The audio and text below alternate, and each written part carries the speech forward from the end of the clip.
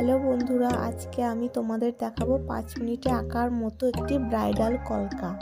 যাদের একদিনে 2-3টে ব্রাইড থাকে, খুব তাড়াতাড়ি যারা কলকা আঁকতে চাও তাদের জন্য এটা বেস্ট হবে।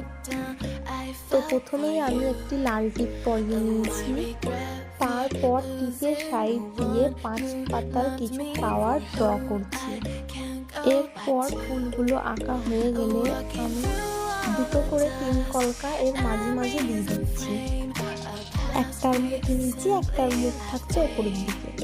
এইভাবে ফুলগুলোকে আমি কানেক্ট করে দিলাম। দুদিকে এইভাবে একই পদ্ধতিতে আমি এগোবো। দেখো, খুব তাড়াতাড়ি হয়ে যায় কলকাতা। খুব সিম্পল এবং খুব সহজ ডিজাইন। যারা খুব সিম্পল কলকা পছন্দ করে তাদের জন্য খুব ভালো হবে। তো এবার আমি কী করবো, প্রত্যেকটা ফুলের মাঝে একটু করে লাল রঙের ডট দিয়ে দেবো। যে 3 কলকাগুলো করেছিলাম তার মাঝে মাঝে ছোটো ছোটো করে পাতা করে দিচ্ছি, যাতে দেখতে জিনিসটা আরও ভরাট লাগে। তো আমার কলকা রেডি।